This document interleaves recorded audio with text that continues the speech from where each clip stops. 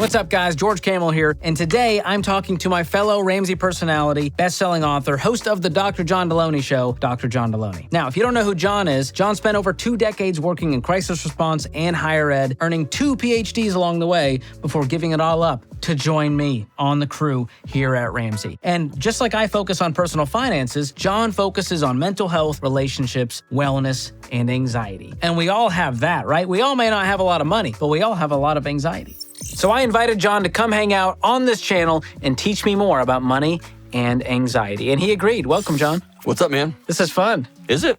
Yeah, look at this set. It does feel pretty cool. Before we get into it, John, will you do the honors that you were in no way contractually obligated to do? Hey, rock stars. Smash that like button like a guitar solo and slam subscribe like it's the main riff. I'll take that back, John. Thank you for that rousing ask. Thank you so much. What's it like to have so many YouTube subscribers and yet no security? Yeah, it's pretty strange. My mom wrote a code that allows her to hit one button and it subscribes to my channel over and over with a different address over and over. It's amazing. So about 88 to 90% of my subscribers are from my mom. Or just your mom. Well, But we're going to get into that. When no one else will. We'll be talking about your mom here shortly. She's not in the bowl. She's not inside of the bowl. Everybody likes to hear, we'll be talking about your mom shortly. Good, George. I can't wait for that segment. This is going so well. It sure is, Billy. It sure is. Okay, for starters, John, you have once redefined anxiety in a book. But can you define anxiety? Yes. What is it? What do you tell people it is? Anxiety, just full stop, is an alarm system inside your body letting you know that it's detected in your environment that you're probably not safe, that something isn't right and you need to check it out. And you've seen over time more and more people struggle with anxiety, or at least say, hey, this is a real problem in my life. Yeah, it's a weird glitch in the matrix. It's a weird moment in history where we have these little magic wands, these little cell phones that you can push a button and food just shows up on your back porch or on your front porch. We turn these little knobs and water comes out. We've solved these problems that have been plaguing humans for all of human history, yet we're more anxious and more fried and more burned out and more chronically stressed than ever, right? And a lot of this ties to money problems. We know that, and we're going to get into that shortly. Oh my gosh. Hold on, John. 1 second. Is that what I think it is? Oh my gosh, that is producer Alex signifying the start of our long-running segment, Word Watching. Here's how it works. I've got a bowl here with a bunch of words and phrases, and we thought of you when coming up with these phrases. Let's just put it that way. So as we continue the interview, you have to work in the word that you've chosen into your answer very naturally, very subtly. I like it. First question. Research shows that 40 million, that's almost 20%, John, of Americans have a diagnosed anxiety disorder. How did we get here? That feels like a lot of millions. It's 40 of them. I actually think that it's way underrepresented. If you were to just have like a hot dog in a bun and the hot dog and then just this German schmear to just put on it. Why is it German? I don't know. Is that like a relish? I don't know what a German schmear is. What is a German schmear? Gosh. A style of appearance of uneven mortar joints, reminiscent of old cottage homes. That was not on my bingo card. It's not going to work well on my hot dog analogy. We'll throw that one out. Throw that one out. We'll start over. Research shows that 20% of Americans, that's 40 million, have a diagnosed anxiety disorder. How did we get here? Well, number one, I think that statistic is wrong. I think way more people are struggling with anxiety when it comes to diagnostics. That whole thing is a mess too. The whole diagnostic conversation has become unreasonably sticky. It's become an identity. That's who you are. That's what you do. That's what you're about. I think that it's important to kind of put that off to the side for a second and just answer the broader question. In a world, in a time when we have everything, why are we all so anxious? We could talk about social media. We could talk about debt. We could talk about all that stuff. We could talk about nobody believes in anything anymore. But I think underneath all of that, we've created a world that our bodies simply can't live in. And we've called it normal. We have calendars out of control. We got bank accounts out of control. We have other people telling us what we're going to do with our lives. We have marriages that are falling apart. And then we go to the doctor and say, I'm so anxious. as though anxiety is the problem. And so I think we've created a world that our bodies can't live in. And I think on top of it, we've created the loneliest generation in human history. And the combination of those two things, our bodies are trying to get our attention. Well, as I talk to people on the Ramsey Show and help people through this channel, money problems are one of the causes for this anxiety problem, right? We have followed this path that everyone told us to do. We took on all of this debt, and now it feels like this exploding diaper, and we're just sitting in it, waiting for someone else to change it. Mm-hmm. At some point, we have to go like, oh, I'm a grown adult. Like, I can change my own diaper. Is that a good analogy? Don't answer that. For a brand new parent who is awfully sleep deprived, yes. Dad brain. It is. Thank you for that. I've dealt with some exploding diapers in the last few weeks. TMI! And your kids too, right? That's not just mine. That's not just yours. Great That's reminder. your child's also. That's all of ours Man. collectively. Well, John, talk to me about when you started to understand how closely anxiety and personal finances were connected. So in the nerd world, we call it agency. When your body knows that you have been shoved into the backseat of your own life. When somebody else is telling you what you're going to do with your day and your life, it will sound the alarms. It will say, you're not safe. You're not driving. Somebody else is driving. And it got me thinking, man, if I owe money to a mortgage company and I owe money to a car dealership or a car finance company, or I owe money to a bank or a credit card, they're telling me what I'm doing with my life, not me. Maybe this is the time I want to quit my job and start a website company or start a new thing. I don't get to do that. Maybe my boss is super abusive and I don't get to quit because I owe $40,000 in student loans. And so the government's telling me, no, you're going to work tomorrow. You got these kind of golden handcuffs. Like, I can't leave. I need this paycheck. Well, there's golden handcuffs for a few. Most people have steel handcuffs, right? They're not making golden handcuff kind of money, but somebody else, another agency, another institution is telling them what they're going to do. And in my own life, when I was a kid, my dad was a public servant. He was a police officer, and then he became a minister. There were seasons we didn't have enough money for groceries. And so I learned at a really young age, money was an indicator of your worth. Like, you can be a public servant, but the public doesn't think much of those who serve, right? Not enough for groceries, right? And so I grew up knowing money's the root of all the fights in my house. Money's the root of all of the reasons I feel less than my neighbor, because they have cars and they have fruit roll-ups and they're, we have generic cereal in the bag, right? I've got hand-me-downs. I never had my own new clothes, right? I have all these signals from money. And then when I'm an adult, my body begins to sound the alarms when I start to feel less than again. When I start to feel, so now I'm going to go borrow, I'm going to have those designer things that I didn't have when I was a kid. I'm going to have that car we never had. And now the bank's telling me what to do with my life, right? And so money problems often stem from anxiety. And I'm going to try to buy and click my way and purchase my way to peace, which never works. And also it causes anxiety too. So it's a circular mess. Hey, we'll get right back to the episode, but I want to give a quick shout out to our friends at Betterhelp who are sponsoring this episode. Listen, sometimes we know what's good for us, but it feels like we just can't make ourselves do it. Like, I should just go to bed, but I'm a new dad, and my baby just got a diaper rash, and it looks really red. And sometimes my brain convinces me to check WebMD, and then I click another article, and suddenly it's 3 a.m. If your brain tends to work like that, therapy could help. So your brain works with you, not against you. And sometimes it's just as simple as talking things through and learning strategies to be intentional about doing the things you know you should. So if you're thinking of starting therapy, give BetterHelp a try. BetterHelp is flexible because it's 100% online, so it fits your schedule. Just fill out a brief questionnaire to get matched with a licensed therapist, and you can switch therapists at any time for no extra charge. Make your brain your friend with BetterHelp. Visit BetterHelp.com/George today and get 10% off your first month. That's BetterHelp, HELP.com/George, or click the link in the description. All right, back to the episode we go. Well, how does owing people money, I've heard you talk about this, how does it affect our physiology? Because there's an interesting correlation that you've been talking about lately of how it physically affects us too, not just mentally, not just emotionally. It's kind of like a wet willy. It's not at all, but we'll go with it. So here's what happens in your body. Let's think about it. Your frontal lobe, the part of your brain that's designed for decision-making and predicting the future and thinking out, is this a good deal, right? It signs up for a 30-year interest rate on your mortgage at 2.9%. Back in the old days, not anymore, but that's a good mathematical deal. If you buy a car for 60 months, no interest, 72 months, no interest, that is great math. Free money for 5-6 years, well done. And The part of your brain that's always scanning the environment, letting you know if you're safe or not, it knows. If George says one wrong thing at work and he gets fired, we lose our house, we lose our cars, we lose our food. It knows we're not safe. And we've created this world where everything is about, is that a good deal? Is that a good deal? Can I make the payments? And we're letting the front part of our brain run everything, and we're totally ignoring the part of our brain that's going, we're going too fast, we're not safe, right? And so when your brain knows you're not safe, it dumps cortisol and adrenaline into your body. I'll say it this way. Your body would be failing you if it let you sleep all night when you owe a mortgage and car debt and student loans and credit cards, because your brain knows we may not make it out of this one alive.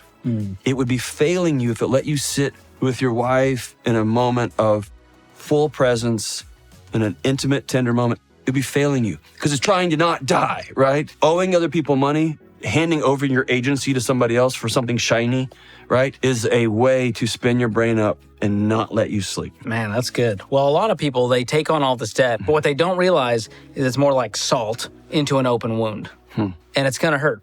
It's not good. Let's do one more here, John. Yeah. You talk about in your new book, Building a Non-Anxious Life, choosing reality. What does that mean when it comes to our money situation? Well, I mean, similar to like how your mom had to choose reality, like, oh, this is the son I have, right? Why are we bringing May Kamel into this? I'm just saying, your mom. Oh, there we go. That's why. Not a personal attack. It's literally he's just doing his job. I'm just contractually obligated. Smash the subscribe button. I mean, she looked at you and she was like, but I wanted a football star and a mathematician and I wanted a famous psychologist and a medical doctor. I'm probably going to get She got a YouTuber. a melodramatic, mediocre songwriter and a YouTuber, right? She had to own reality. She had to choose reality, right? What was your question again? I don't have any reference point. What does that mean when it comes to our money? Choosing reality. Yeah. Our brain has a remarkable way of staying tethered to reality even when we're not. So the great Bessel van der Kolk named his book, The Body Keeps the Score, and it's a book about trauma. These things that happened to you when you were a kid, your body puts a little GPS pin in that and it remembers it when you're older, right? Until you go solve for that and deal with it. Similarly, you can be thinking all day, I got a great deal. I'll pay this off in the future. If I get raises for the next 7 years at double the raise I got last year, great. Your brain stays anchored into reality. It knows you're not safe. You're not safe. The body is keeping the score all the time, even when you're not. No, the government's going to pay it off. The government's going to pay it off. Your brain knows the government never comes through. It never does what it says it's going to do. No, bro. This time it's going to pay it off. This time it's going to pay it off. It sounds the alarms. When there's a disconnect between what you're doing and the way you're moving through the world and reality, it will sound the alarms. Yeah, it's funny how we have such little faith in the government until it comes time to our financial situation. We're like, I'll be fine. Yeah. No, Biden's got this one, okay? Well, we create fantasies about how we want the world to work. And as the great Brene Brown says, what you go looking for in the world, you're sure to find. So we want a world where we could go to whatever college we wanted, in whatever city we wanted, and live however we wanted when we were undergraduates, and pay whatever it paid. And we want a world where we don't have to actually pay that back. And then a government politician preys on that feeling, on that sentiment, and goes, I'll pay it back. And we go, got it, done. Same as you can be in an abusive relationship, long term, over and over. And then he says, this time I'll change. And I so badly want that to be true, so I insert that narrative into my story, forgetting the miles of wreckage that our relationship has in the past. It's just the way people are wired, and it's the way we do life. We go looking for who's going to bail me out, who's going to bail me out. Got it. And that's how we live. Yet there's another part of our brain always going, that's not reality, man. It's not reality. You're not safe in this relationship. You're not safe in your financial position. I'm going to sound the alarms. Well, I tell people all the time, you got to look in the financial mirror. And that means actually looking at your bank statements, doing a budget. And I wish we could all just eat cheese stuffed crust all day and not get out of shape. Correct. But at some point, we have to choose reality that if we continue these habits, they're going to compound and create a life that we never wanted to live. Exactly. So that's a huge part of it. And that's one of 6 choices you talk about in your new book, Building a Non-Anxious Life. I have a copy here, John. And I thought it would be fun to give away a signed copy of your book to one lucky subscriber. What do you think about that? I'm all in on that. How do we choose who to give it to? Like, if you comment with your Instagram handle and I've got answer this question and you're the first one, how do you want to do it? I think what a great way we can do that is this. We can look at George's studio, for instance, the records, the books. So many books. The first person to comment and say, I saw Delony do this part of the studio first, and George ripped it off.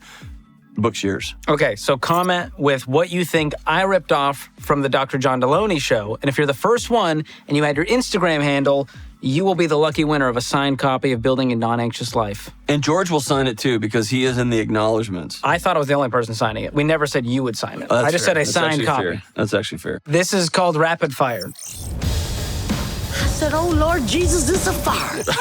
We invented this concept where we ask questions and we need the answers to be fast, which I know is something... Jumping to conclusions, Matt. It's not something that you're used to, answering questions in a limited amount of time. You are correct. You ready? I do talk too much. If you could say one thing to the viewers struggling with anxiety, what would it be?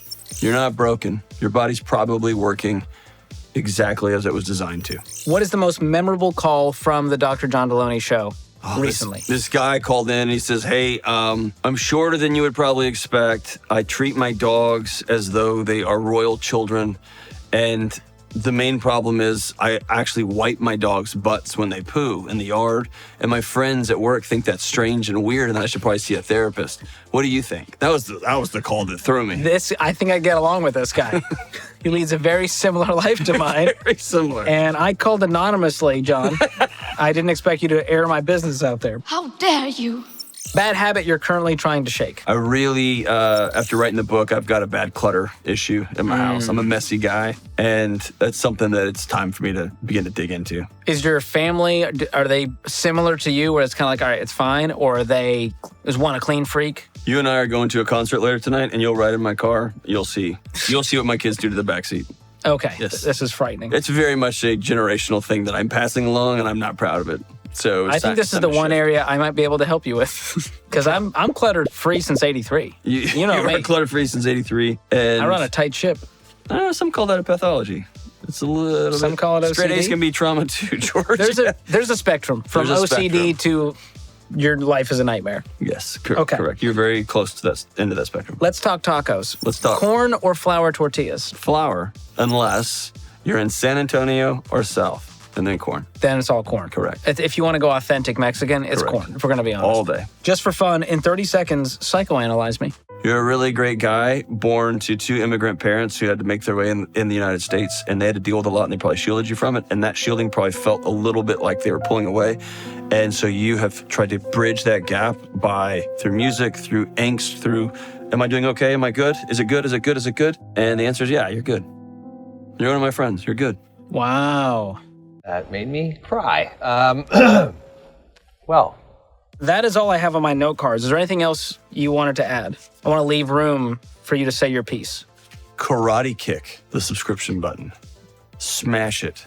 Punch it like Mike Tyson. People are unsubscribing as you're saying all this. If you're a more gentle soul, then hug it like a dog. A way overpriced designer dog that nature never intended, but a bunch of scientists did. Hug it like a baby. A precious, precious baby. Well, John, if you're wondering why it took 6 months for you to get on this channel, this is why.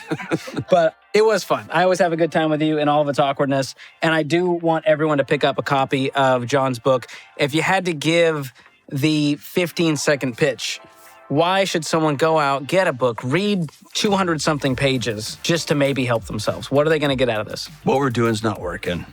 We have all the answers and we have all the stuff. And yet we're more anxious than we've ever been. We're more depressed than we've ever been. Our bodies are hollering at us, right?